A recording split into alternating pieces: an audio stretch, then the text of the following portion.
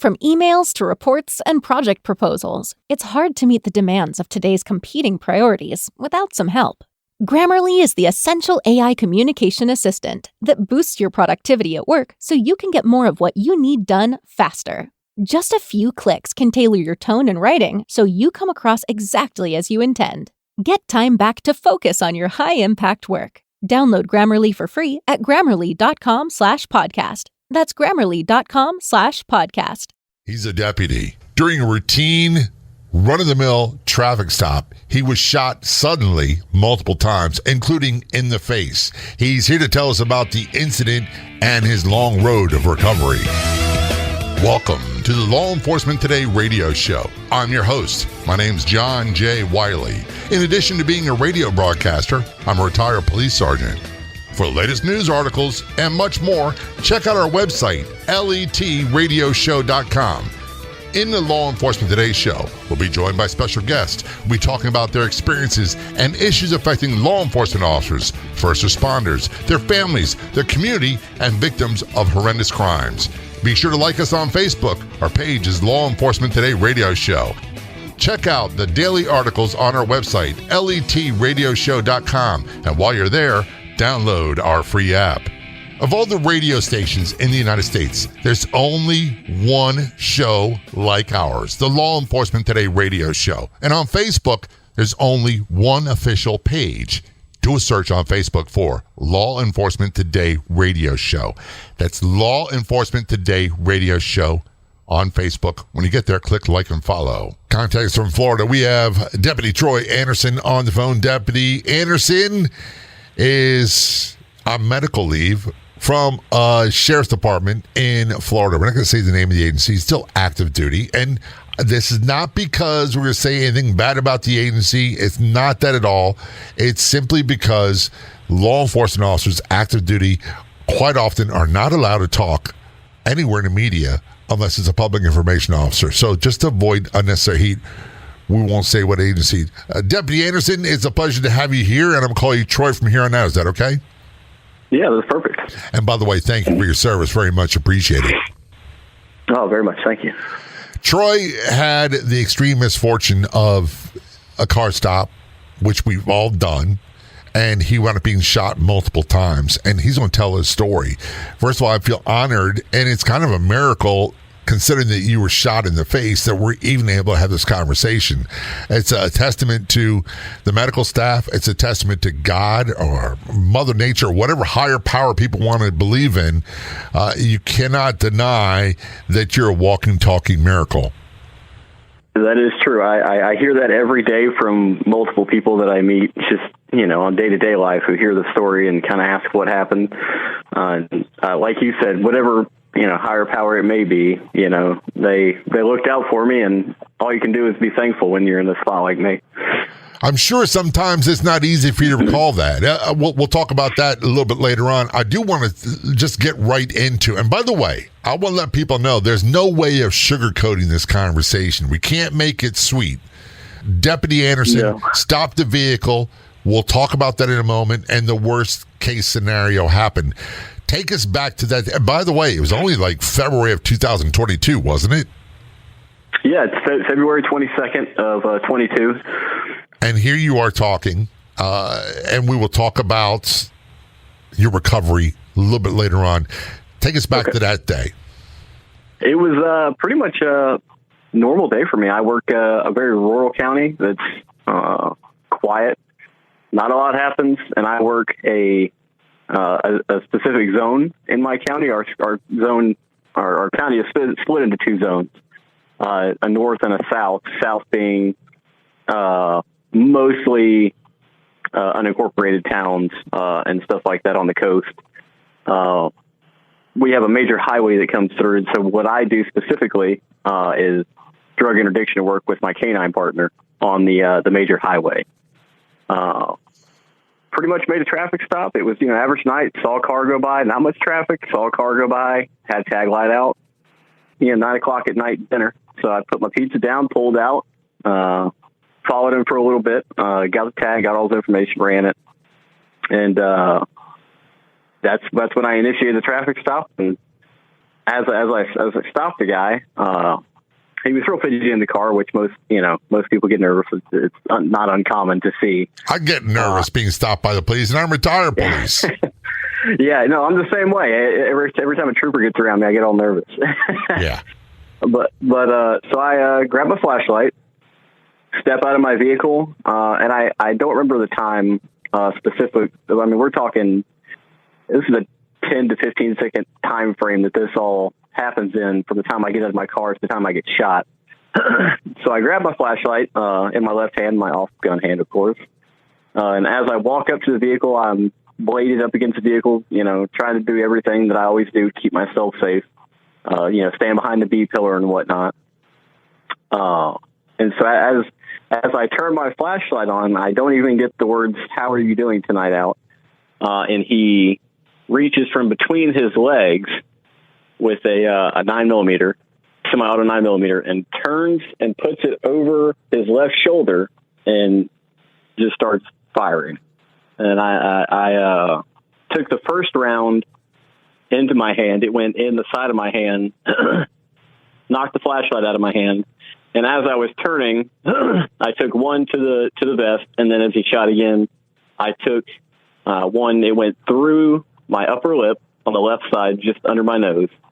Went through all my teeth, part of my tongue, and hit my jawbone, and completely obliterated my jawbone, and then exited the back of my neck just below my ear.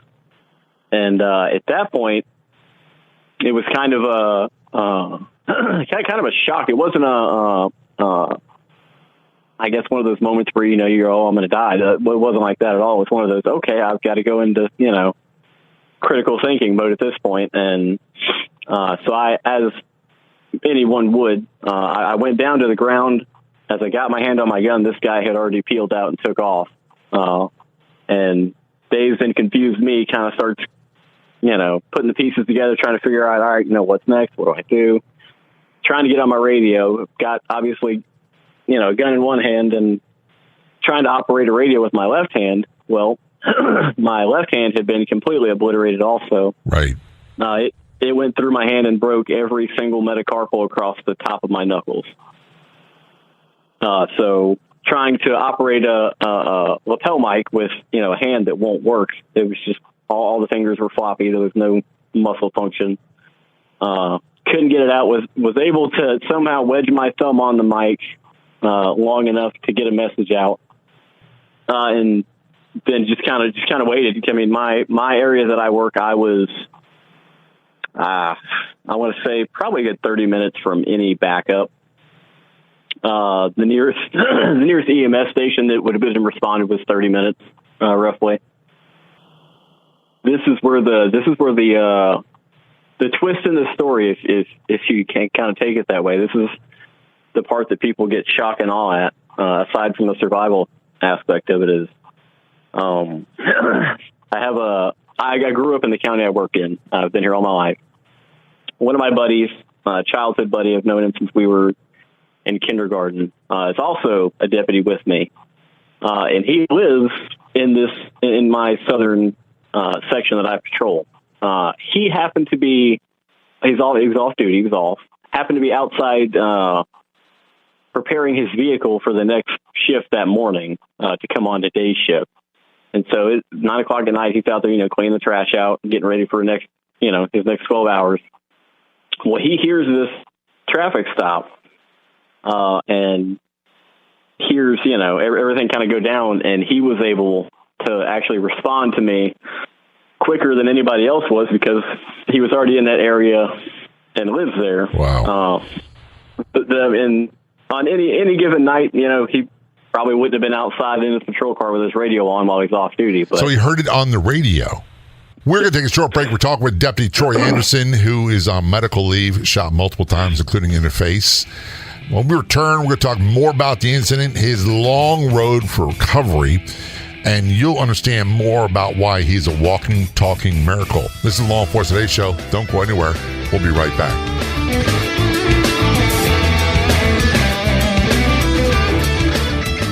Are you wondering where you can find more great podcasts? Head to letradioshow.com, click Be Heard, and discover other fantastic podcasts like this one. Also available on our free app, all at letradioshow.com. We're all over social media. Be sure to like and follow our Facebook page, Law Enforcement Today Radio Show. We're on Twitter. Follow us at LET Radio Show Podcast. And on Instagram, look for LET Radio Show Podcast. Of course, don't forget our website, letradioshow.com. See you there.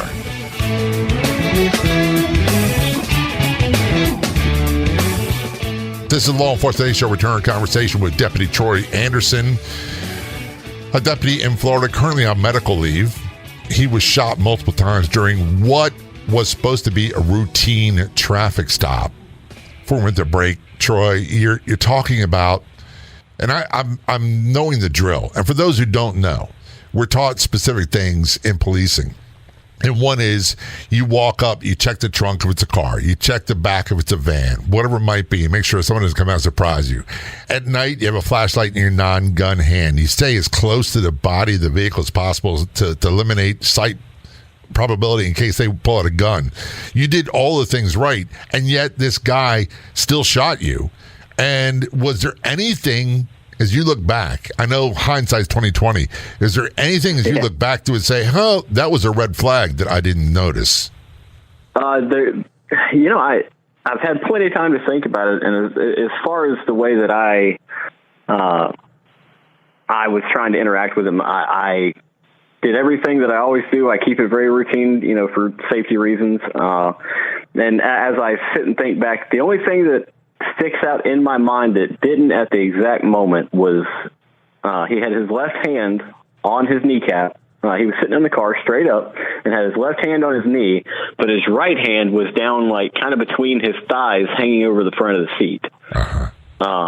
And of course, hindsight, like you said, that being his gun hand, at the time, it didn't occur to me that there was anything, out of the ordinary, because he turned and looked at me. We made eye contact, and then at that point, the fight was on, whether I wanted it or not. And had I seen that hand, maybe things would have been different. I mean, either way, in my heart, I believe there was going to be rounds exchanged that night. One way or another. It was just sometimes. I used to think that I was just a really good cop.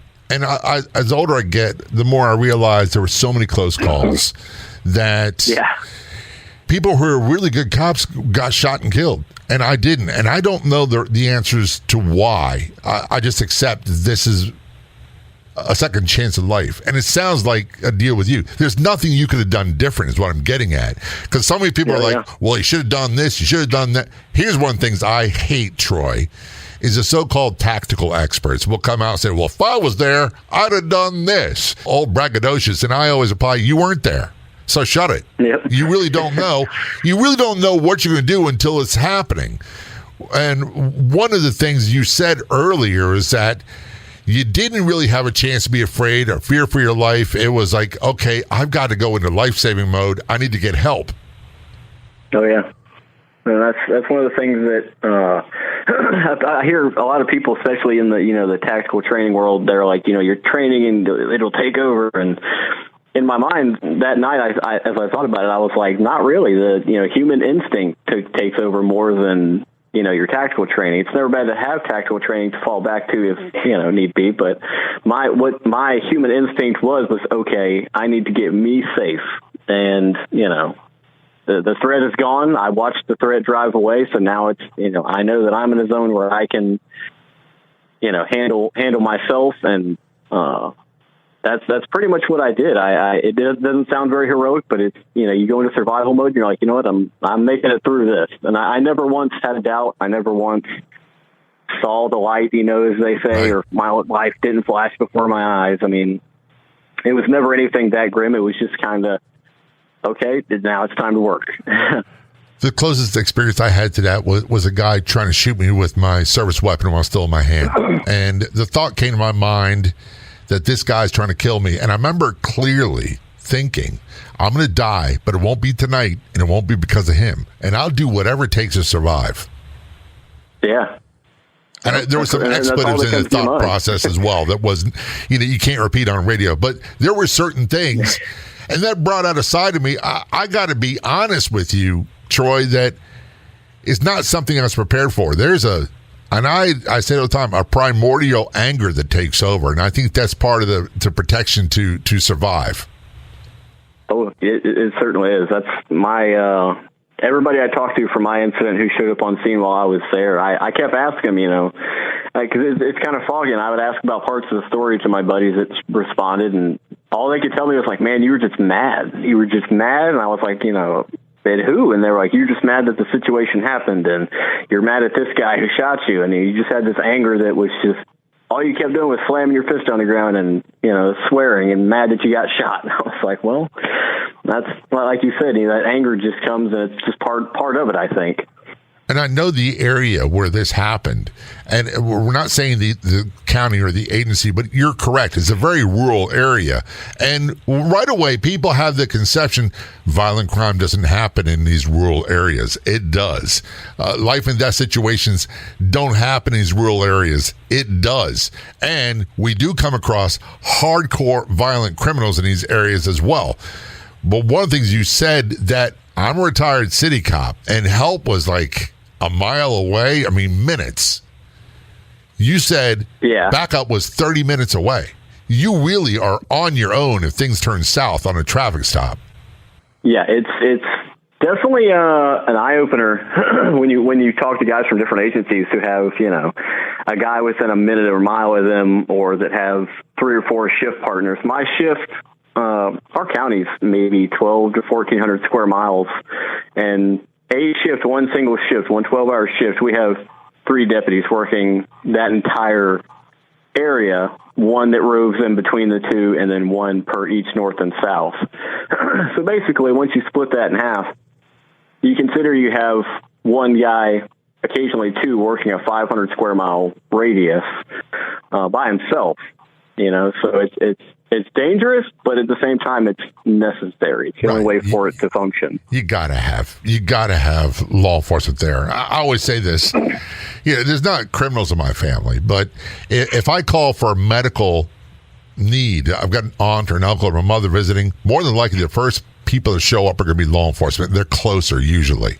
And I want the best of the best to show up. So I got to applaud you for doing this, but I got to ask this, Troy. When did you become aware of how serious and severe the injuries were? Not immediately. So what I did was I kind of scooted back off the roadway, kind of got myself in the front of my patrol car, and I was kind of making my way to my patrol car. And I remember I was on my hands and knees, and I kept trying to walk on my hands and knees to stand up, and my left hand kept giving out, and at the time, my brain was not wrapping my head around the fact that my hand would not work. It was, everything in my brain is telling my hand to do something, and it's not. And then as I was looking down at the ground, I could see the blood coming out of my face, coming out of my mouth, and going, between my hands as I'm, prone on the ground here. And one of my survival instinct tactics, whatever you want to call it, kicked in was, I knew at that point that I had been hit in the head somewhere. And what I did was I started counting the drips. And then trying to correlate that with the amount of time in between drips. Oh, my goodness. We're going to take a short break. Of the blood. We are talking with Deputy Troy Anderson, shot multiple times on a car stop, including in the face. This is the Law Enforcement Today Show. When we return, we're going to talk more about the incident, his injuries, his recovery, and more. Don't go anywhere. We'll be right back. Hey, folks, when you have a chance, check out our Facebook page. Do a search on Facebook for Law Enforcement Today Radio Show. When you get there, click like and follow. That's click like and follow Law Enforcement Today Radio Show on Facebook. I am Meg Marie O'Rourke from Harmony with Food. Do you ever wonder what foods you should or should not be consuming based on your own unique needs? At Harmony with Food, we are now able to determine exactly what foods we should or should not be consuming through advanced testing. Test, don't guess is the motto at Harmony with Food's BioUnique Boutique program. It has never been easier than now to determine what food, drinks, and supplements you need for your individualized needs. Head over to harmonywithfood.com and click on the testing tab.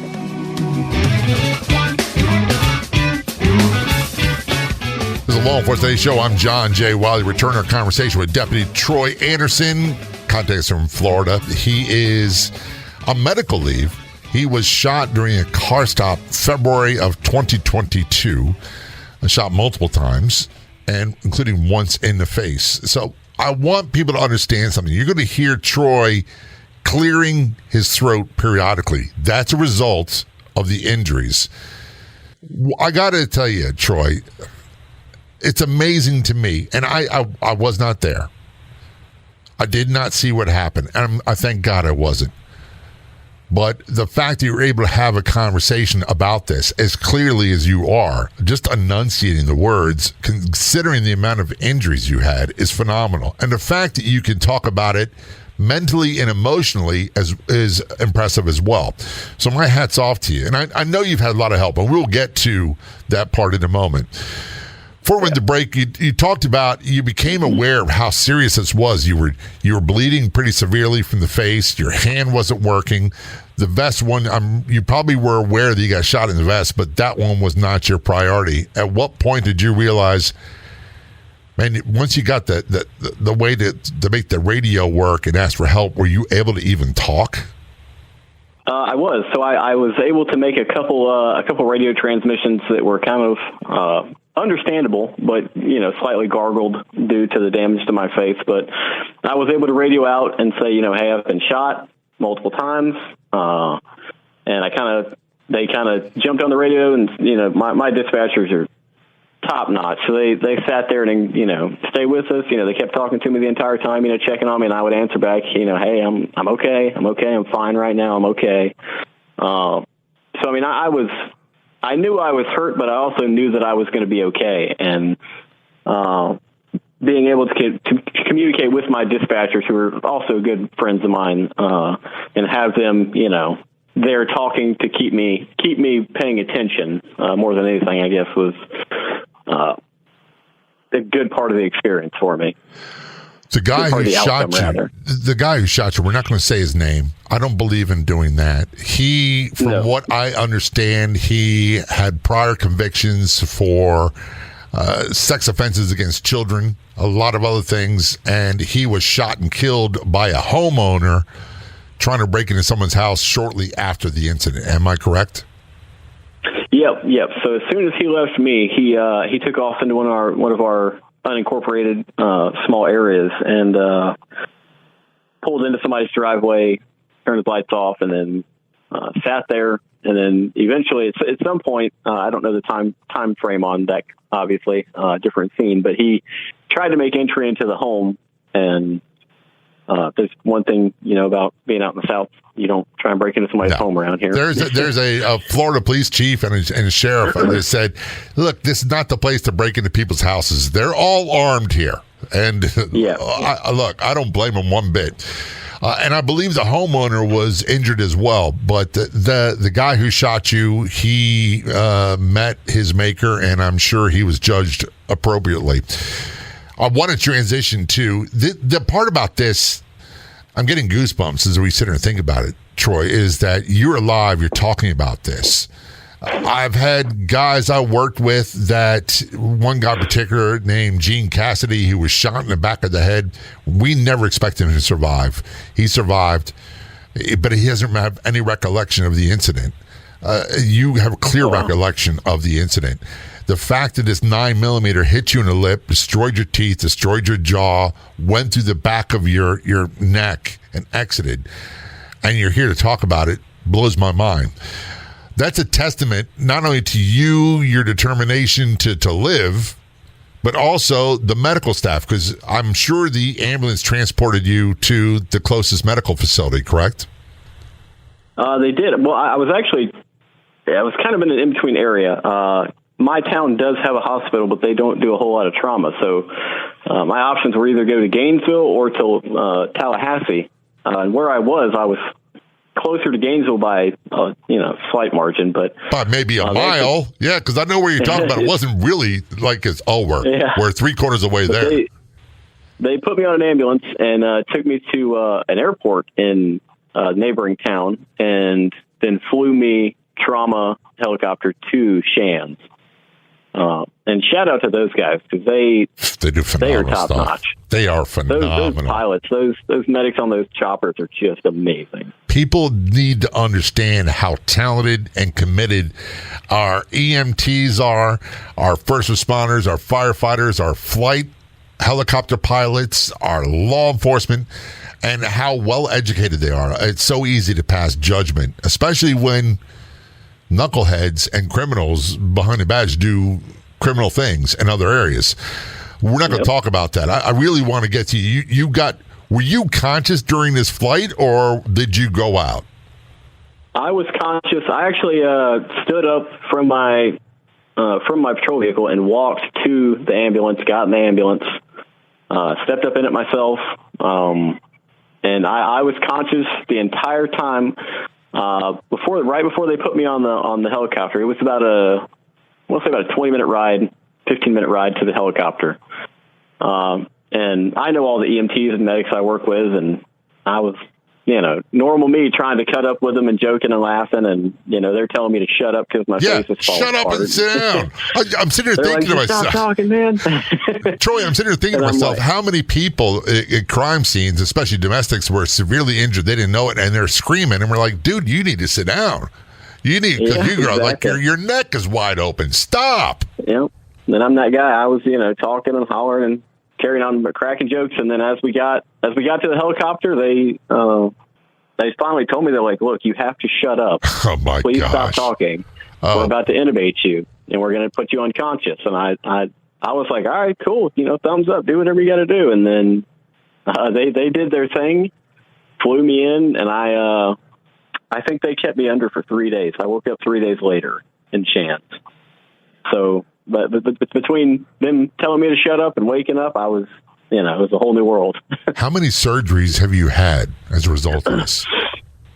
So I think I had 2 on my left hand, and I've had 2 on my jaw. And you still got more heading your way? Most likely, I've got to have some dental work that's probably going to involve some surgical stuff, just because of the way that my face has been reshaped slightly. What the surgery on my face has been reconstructive work, trying to get things back in the right position, because a bullet, as small as it may be, it really changes the topography of things after it goes through. So just figuring that out and getting that all right. And I just had this past Friday, actually, I had my second reconstructive jaw and facial surgery. And yet here you are talking on the phone on the Law Enforcement Today show. Yeah, and I'm back to a normal diet, eating the way I was, because for the entire year before this past surgery, I was on a soup diet. My jaw was pretty much wired shut. I had, I think, 10 millimeters of opening from my mouth, so I couldn't even fit hardly a straw to sip out of between, in my mouth. So it's been an interesting, week here, learning that, you can open your mouth all the way and bite into a cheeseburger now after a year of not doing it. Small things. Look, it may seem small, and we may take it for granted. And your story is a perfect example of why we all, myself included, need to really embrace the life we have instead of wishing or being jealous of someone else's life. Be appreciative of the life we have and have a little bit of gratitude. And by the way, gratitude, I was always taught, is an action, not a noun. Gratitude is a verb. It's you show with your actions how grateful you are for the life you have today. This is the Law Enforcement Today show. We're talking with Deputy Troy Anderson on medical leave. He was shot multiple times, including once in the face. When we return, we're going to talk more about his recovery Some amazing stuff heading your way on a Law Enforcement Today show. We'll be right back. If you're on the Clubhouse drop-in audio chat app, be sure to look for me and follow me. My name's John, the letter J, Wiley, W-I-L-E-Y. You can also search for @ LET Radio Show. That's John J. Wiley, W-I-L-E-Y, @ LET Radio Show on the Clubhouse drop-in audio chat app.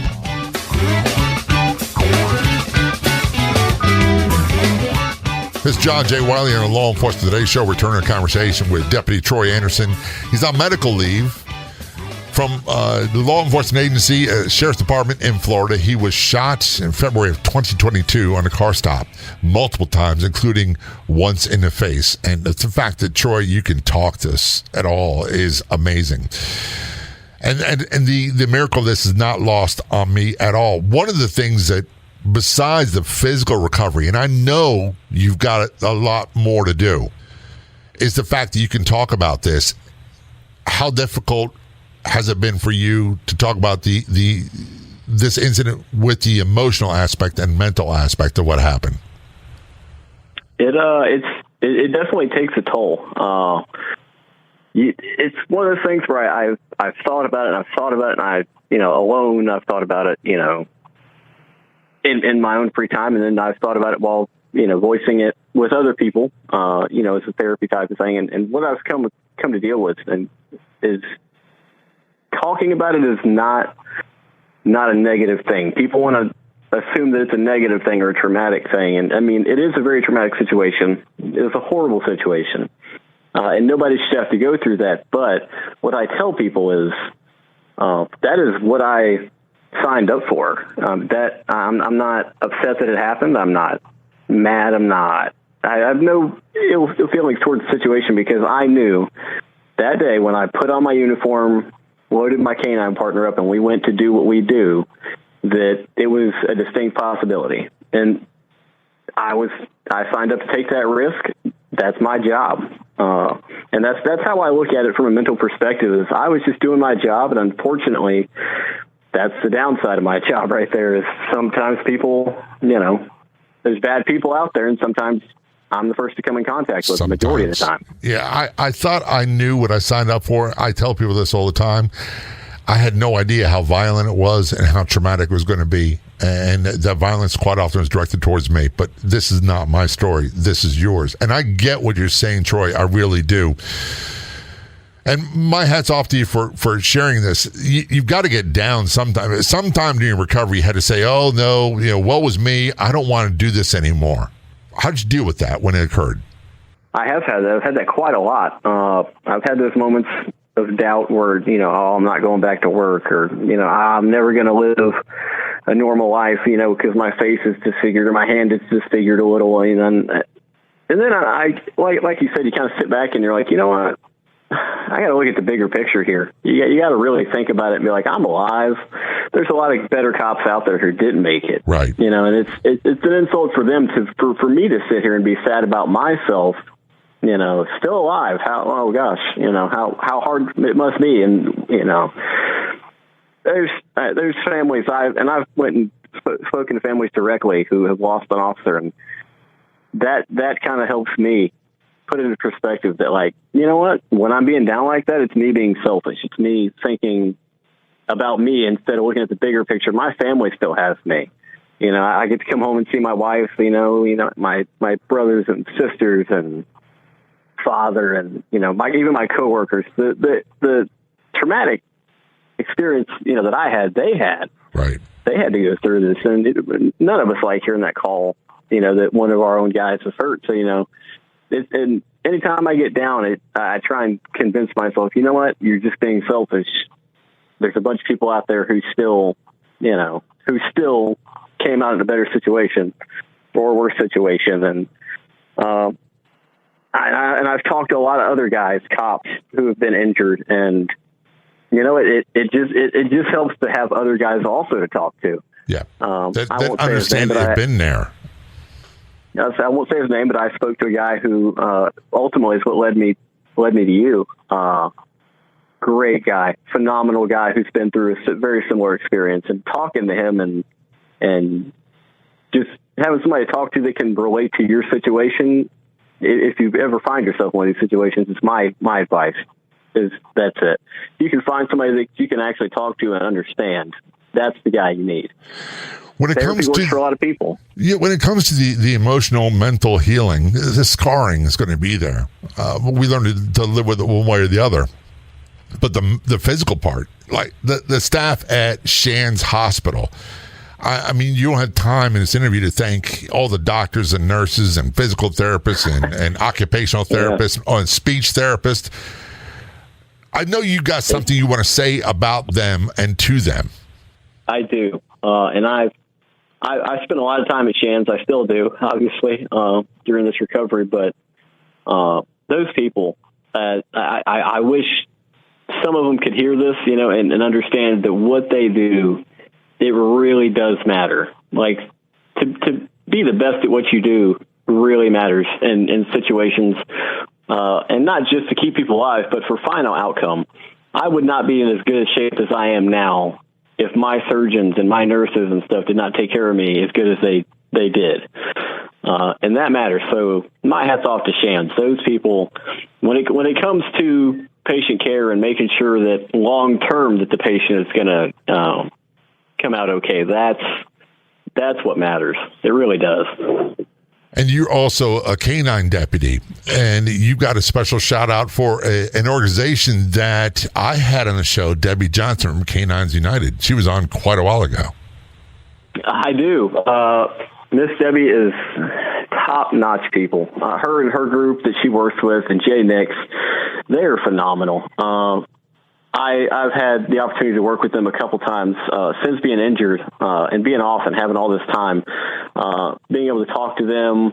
I went to one of their events recently. They had one of their first annual canine competitions, and they allowed me to compete in that. Even though I'm out of work, I'm still on leave and injured. They allowed me and my dog to come compete in that and have a good time. And the stuff that she's done for small agencies, canine wise, for equipment and stuff like that is just amazing.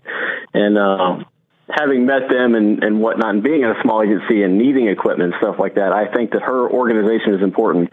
And the fact that they allowed me and my dog, injured and, still recovering, to come work with them is just, it really hits me in a soft spot in my heart. What is your dog's name? He's Canine Atlas. Atlas. I'm a big dog person, but I've never worked canine, and I tell people all the time, because of my luck, I'd have a dog that would never shut up. It'd be barking in my ears nonstop, and I'd be losing it. Yeah, it's definitely a whole new world. When I was new, I was like, oh man, I want to work canine, I want to work in, and then as soon as I got into canine work, I was like, wow, this is a lot more than I anticipated. A lot of work. It's a big commitment. And one of the things that you stressed a little bit about, I really didn't comprehend, and being a dog person, I didn't really comprehend the special needs of our canines. There's a group or a company that's been helping you a lot along the way, too. Yeah.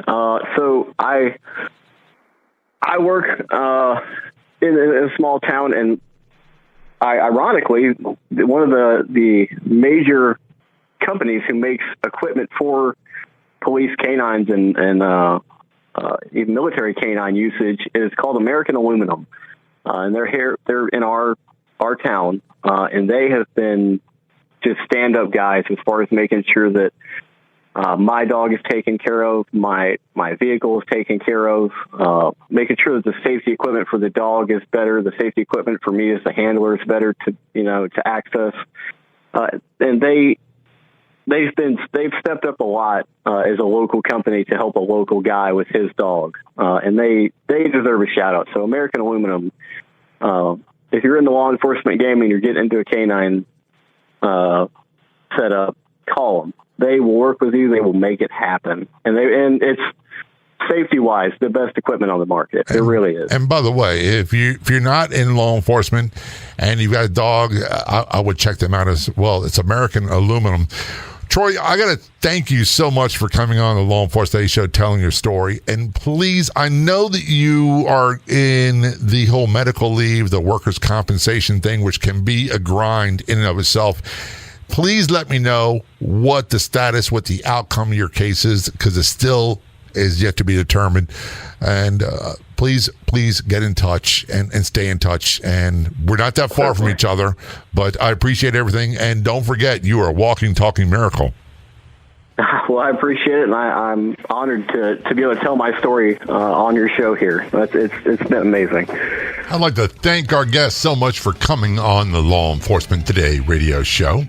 The Law Enforcement Today radio show is a nationally syndicated radio show broadcast on numerous stations once a week and growing. If you enjoyed the podcast version of the show, please do me a big favor. Tell a friend.